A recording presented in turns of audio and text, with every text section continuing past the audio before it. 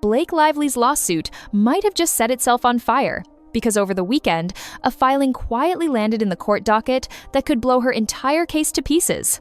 This wasn't some vague PR rumor or a leaked memo. It was a 62-page amended counterclaim from Jennifer Abel, a former JonesWorks executive whose story reads like the cautionary tale Blake Lively never wanted told. And buried in those pages is an allegation so damning, it could turn Blake's whole lawsuit into evidence of its own wrongdoing. Abel says Blake's team benefited from stolen data, laundered through a fake lawsuit, and used that data to shape the very claims Blake's been shouting from the courthouse steps for nearly a year. Let's start there. Abel's amended filing is a cinematic horror show of how far people will go when image control turns into obsession. According to Abel, her former boss Stephanie Jones didn't just fire her. She staged a digital heist. On August 21, 2024, Jones allegedly cornered Abel in her office with a security guard, a data technician, and a lawyer. She told Abel to hand over her work phone to transfer her number back. Abel did. They demanded her passcode, promising it was routine. She handed it over. Minutes later, her entire digital life, from personal photos and bank info to fertility texts with her fiancé and conversations with her parents, was in their hands. Abel says she never saw that phone again, but she started seeing her private messages pop up where they shouldn't have. Messages she says were cherry-picked, misrepresented, and ultimately used to feed the storyline that Blake Lively's legal team would build its case around. The narrative that there was a secret smear campaign against her during the making of It Ends With Us. And that's where the real twist begins. Abel's amended counterclaim says those messages didn't just magically appear in discovery. They were stolen, then funneled through what she calls a sham lawsuit. The fake case was called Vanzan Inc versus Does 1 through 10, and it was allegedly created to make the handoff of that stolen data look legitimate. The plaintiff was a shell company tied to Blake Lively and Ryan Reynolds. There were no defendants, no judge, no service of process, no discovery.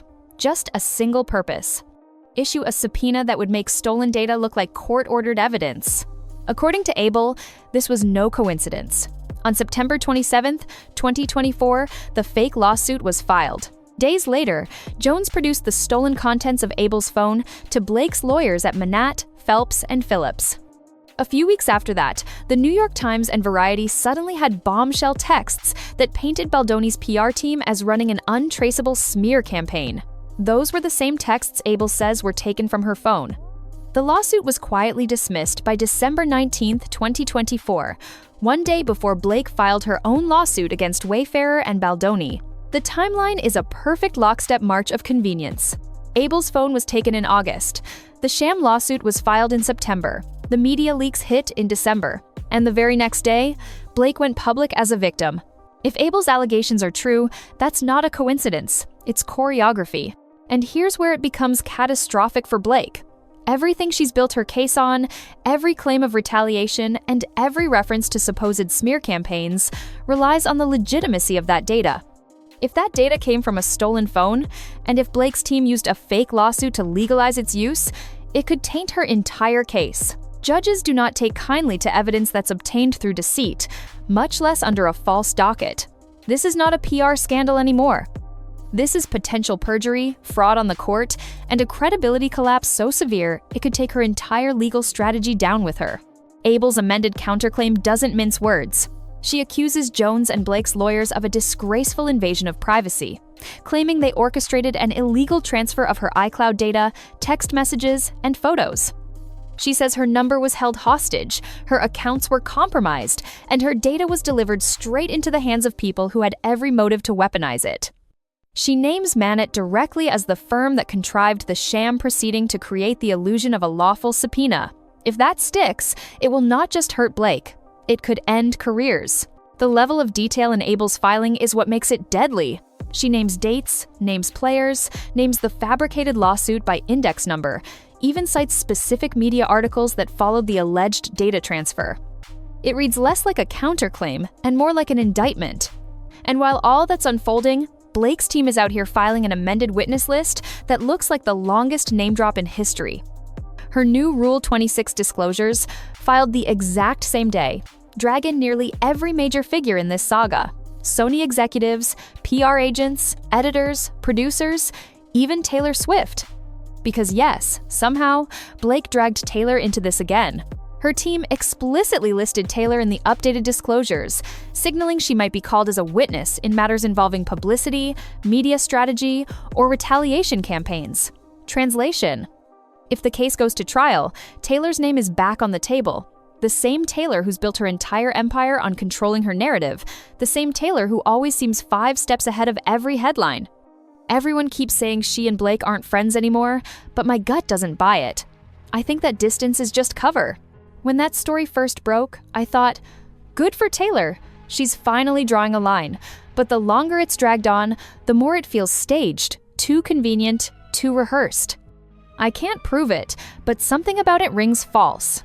And now, thanks to this filing, Blake's legal team has tied Taylor directly to a case being accused of falsifying process to launder stolen evidence.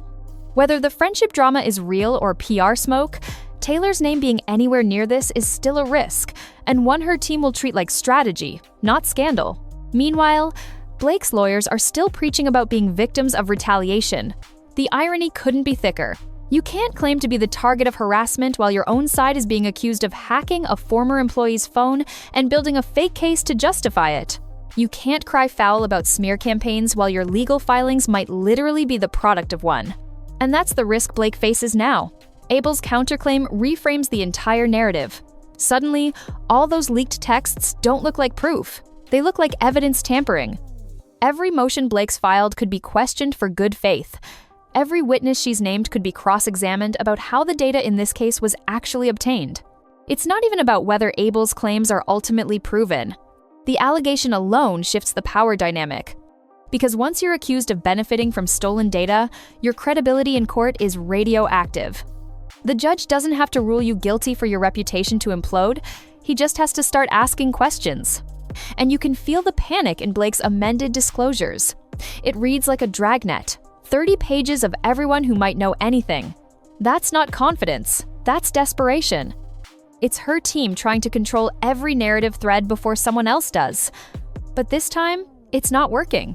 Because Abel's story is too detailed, too documented, and too devastating to ignore. If the court finds that any of Blake's filings or exhibits were derived from unlawfully obtained materials, sanctions could follow, evidence could be stricken, motions could be dismissed, and the case she built around being a wronged woman could collapse under the weight of its own fabrication. Even the smallest validation of Abel's claim could trigger discovery into Blake's communications with Jones and her attorneys. And once that door opens, it's over. What started as a civil harassment and retaliation claim could metastasize into a nightmare of ethical violations and cross-examination transcripts no PR strategy can fix. Because at that point, it's not about what Justin Baldoni did or didn't do. It's about what Blake Lively's side did to make sure she looked like the victim. Blake's entire case depends on the court believing she was targeted, silenced, and retaliated against.